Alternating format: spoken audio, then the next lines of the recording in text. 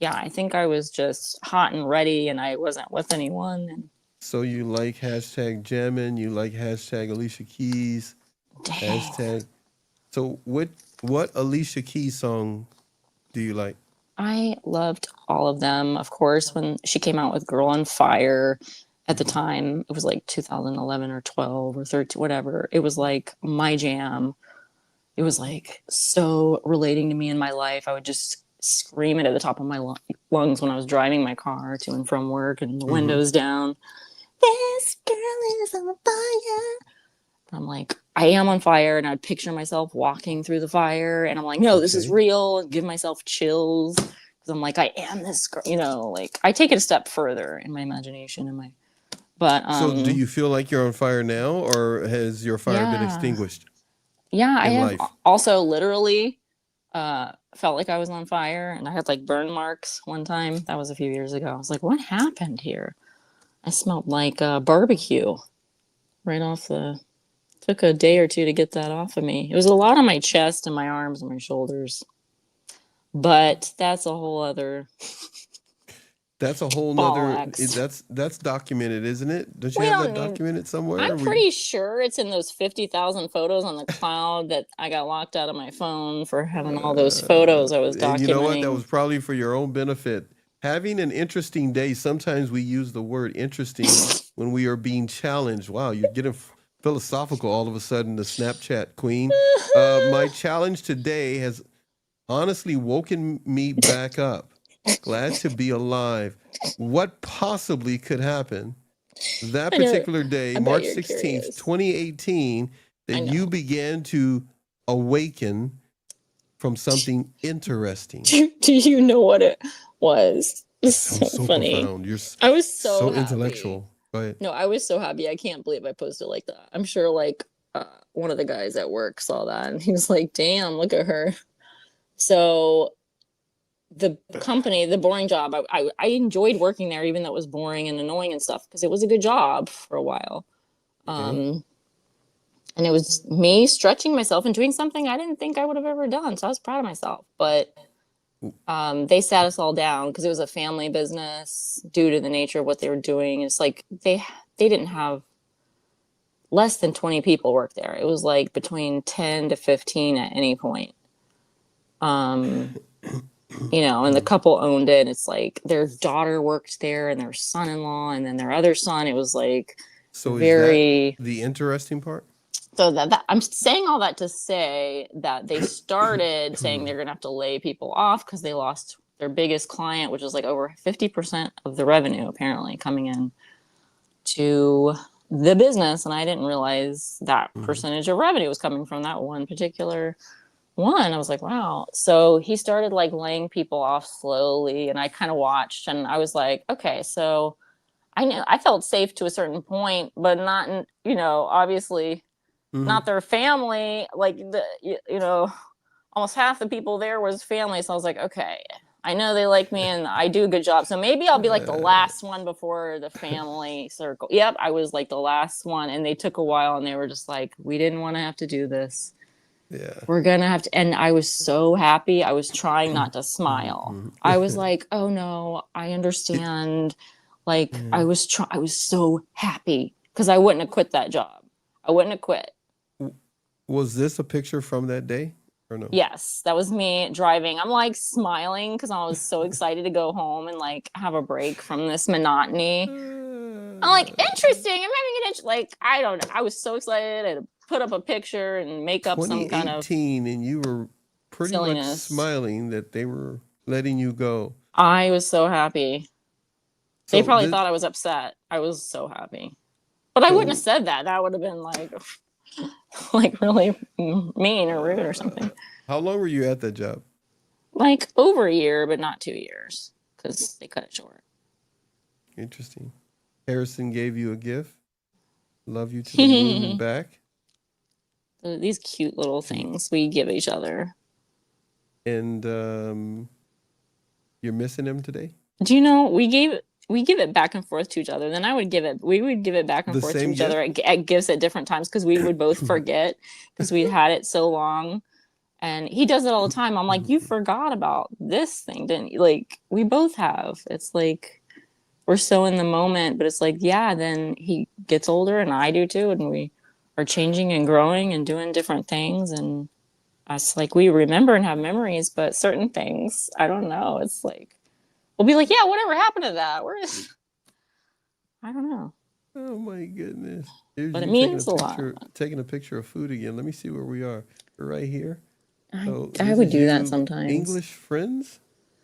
Where were you? Yeah, from England. They came to visit. It was my son's father's family. They knew this family from England, and it was like a family friends, and I always got to know them over the years. I knew them for years because of my son's father, and so when they come, it's like a thing. Like, we're gonna visit and see everybody. It didn't matter if we were together or not, or what. It'd be just kind of all. And this is me doing appetizers before dinner. Typical. Crystal's overdoing it again. I've pulled back from that when I cook. I used to do like 10 different meals. Like, I don't know what everybody wants to eat. So I'm making hamburgers, hot dogs, spaghetti, Wow. tacos, salad, this kind of pasta. Like, I mean, well, it's okay. We'll just have leftovers. I don't know how many people are coming and I don't know what everybody likes. So I would just like overdo it sometimes. And Why? I think it was like some kind of trauma response or some kind of weird thing Hmm. from like my family. I don't know, because I did that immediately. Once I got married at 22, I started doing that immediately, I and can we only did that see for your years. cheek now and your ear and a shoulder. Oh, You just keep moving. because Uh, I'm showing the shoulder and I'm being I know you cheeky. just showed it in the picture over here too. That Okay, is we so know you got. Hey, dorky. we know you got muscle. It's okay. I know you're trying to show off. Listen to me showing a shoulder at work like I'm so bad. I Yeah, mean, you're it's so like, God, bad. I Yeah. was just Ooh, like wow. asking for it You're so tough. online. Like, no Okay, wonder these last picture. guys started DMing me. Like, it's so weird. Here we I go. did that. Last picture. Um, it says that you brought out my big hoops today. Chill. Oh my God. You broke the word up, but it's chillaxing. Oh You my separated God. it with no plan, just good Oh, people. That's sweet. wow. This is me enjoying the makeup I'm putting on my Hashtag face. golden hoops. What? And this is not Snapchat makeup, is it? No, it's real. No, that's my makeup. I was really into makeup at the time. I was trying different ones. My sister Mhm. loves makeup too, and my mom. So I was kind of like going through that stuff again, just trying to feel good about myself. I was working out, I was doing boxing, I was doing this and that. I was in a weird in between time because I was divorced, but I temporarily agreed to stay at his house again before I moved to the next place when I could have just been in my own place. And the driving thing happened where I couldn't drive for like almost a year. And, my son's father was able to drive me to work and do it, so I was basically like, I rented a room from his house. I paid him. Instead of having my own place, I rented there and I was able to be with my son and him. And it was just a different time. And I think I just felt a lot of different things about the situation I was in, um, and just trying to keep myself in a good mood so I could get on to the next thing and do better the next time. And yeah, I was buying clothes that I shouldn't have been. Like, I was online and on Instagram and going, I'm going to buy that, like, because I was spending extra time doing that when I wasn't with my son or at work or doing those other things. I was, yeah, doing fashion, makeup, working out, all this kind of stuff, um, to look good, to feel good about myself. Because sometimes things like that can make you feel bad about yourself. So that definitely helped. You're not the same person then, huh? No, and I'll still do things like that, but I would never post any of this stuff. Now it's just hilarious. It's like, who the heck cares about your earrings? Dumb dumb. Like, it's just funny. And I didn't even, nobody cares. It's just, for me, it was just in the moment, just like I do not in the moment. I'll Hmm. post something, I'll say something. It's me expressing myself in that moment. Interesting. And maybe I liked looking at my own face after I did my makeup, and maybe I thought I was pretty, and I did.